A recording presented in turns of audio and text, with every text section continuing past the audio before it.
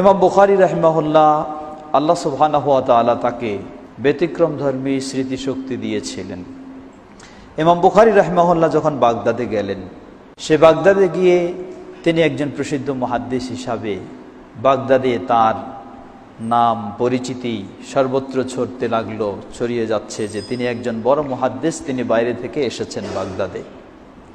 কিন্তু লোকাল কিছু মুহাদ্দিস ছিলেন, আলেম ছিলেন, তারা এটাকে মেনে নিতে পারছিলেন না। তারা বলছিলেন, আমরাই আমাদের এলাকায় বড় মানুষ, বড় আলেম, আর তিনি বাইরে থেকে এসে আমাদের চেয়ে এখানে বড় আলেম বলে পরিচিত হবেন, এটা হইতে পারে না। মেনে নিতে পারছিলেন না, যেটা আমাদের সমাজেও রয়েছে। বিশেষ করে বিভিন্ন তরিকাপন্থী বা মাযহাবপন্থী আলেম ওলামাদের মাঝে এই বিষয়টি আরও বেশি রয়েছে। কখনো কাউকে সঠিক ঈমান ইলমের অধিকারী বলে সহজে স্বীকার করতে চাই না, বিভিন্ন রকমের উক্তি যুক্তি পাল্টা জবাব দিয়ে তাকে অযোগ্য বলে প্রমাণ করতে চায়। এটা সব যুগেই সব সমাজেই ছিল। তো ইমাম বুখারী রাহিমাহুল্লাহর সময়ও বাগদাদ তো সেই সময় হলো ইলমের সাগর, ইলম চর্চার হলো অন্যতম কেন্দ্র। সেখানে ইমাম বুখারী রাহিমাহুল্লাহর পরিচিতি যখন ছড়িয়ে যেতে লাগলো সব দিকে, লোকাল মুহাদ্দিসদের এটা একটা তাদের মনে বিদ্বেষ জাগলো যে না, হতে পারে না, তাহলে কিভাবে তাকে একটু ডাউন করা যায়, তাকে একটু হেয় করা যায়, এই পরিকল্পনা তারা শুরু করলো। পরিকল্পনা কিভাবে করলো? যে প্রশাসনিকভাবে সরকারিভাবে একটা বড় ধরনের পরীক্ষার আয়োজন করা হবে। ইমাম বুখারী তার পরীক্ষা নেওয়া হবে যে আসলেই সত্যিই কি প্রকৃতপক্ষে তিনি যোগ্য মুহাদ্দিস কি না। পরীক্ষা নিয়ে যদি তিনি পরীক্ষায় পাশ করতে পারেন তাহলে বোঝা যাবে হ্যাঁ, আর যদি পাশ করতে না পারেন তাহলে তো তিনি যোগ্য বলে প্রমাণিত হবেন না। মানে ইমাম বুখারীর মানহানি করার জন্য তাদের এটা একটা পরিকল্পনা। পরীক্ষার দিন ধার্য করা হলো। পরীক্ষার দিন ধার্য করে সব ইমাম বুখারীরও সমর্থক রয়েছেন, তারাও উপস্থিত, আর অপর পক্ষ তারাও প্রচুর পরিমাণে উপস্থিত। পরীক্ষা কি হবে? পরীক্ষা হবে 100টি হাদিস দিয়ে। 100 হাদিস, 10 জন ব্যক্তি এই 100টি হাদিস 10টি করে এক একজন হাদিস শোনাবে। সে হাদিসগুলি কিভাবে শোনাবে? হাদিসের দুটি অংশ, একটি অংশকে বলা হয় সনদ, আরেকটি অংশকে বলা হয় মতন।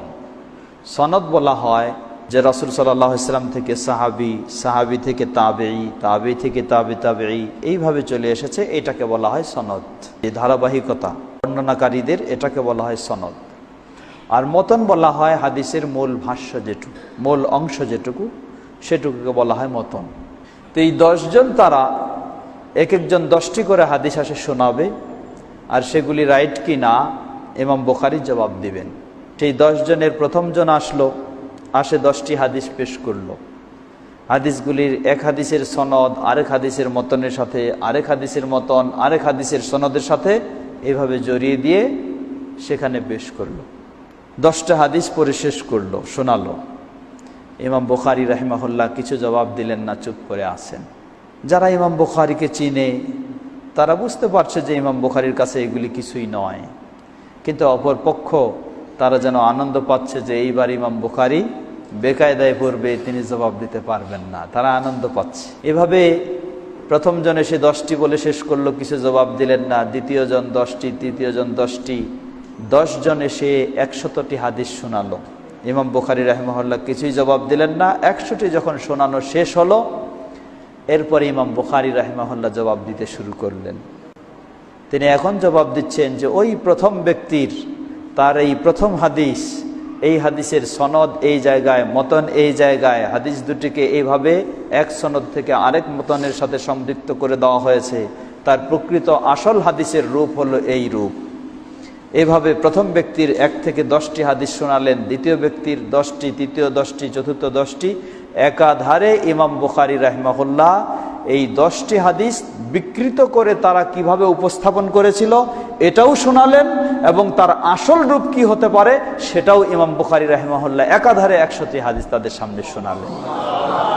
যখন এভাবে শোনালেন, যারা ইমাম বুখারী রাহিমাহুল্লাহকে তার মানহানি করার জন্য এই পরিকল্পনা এঁটেছিল, আল্লাহ সুবহানাহু ওয়া তাআলা তাদের সামনে ইমাম বুখারী রাহিমাহুল্লাহকে আরও সুপ্রতিষ্ঠিত করলেন, আরও তাকে সুপরিচিত করলেন।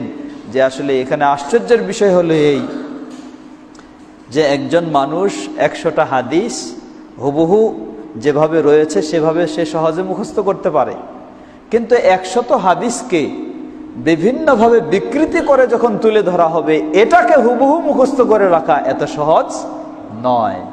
কিন্তু তিনি 10 জন একবার করে শুধু পাঠ করেছে, সেই বিকৃত অবস্থাটাকেও তিনি হুবহু মুখস্থ করে সেটাকেও তিনি শোনালেন, আর তার আসল অবস্থা কি সেটাও তিনি শোনালেন। ইমাম বুখারী রাহিমাহুল্লাহ, আল্লাহ সুবহানাহু ওয়া তাআলা তাকে এই ধরনের মেধা শক্তি দিয়েছিলেন। আসলে আল্লাহ রাব্বুল আলামিন এই ধরনের বিজ্ঞ ও যোগ্য ব্যক্তিদের মাধ্যমেই সুন্নাহকে হেফাজত করেছেন আল্লাহ সুবহানাহু ওয়া তাআলা।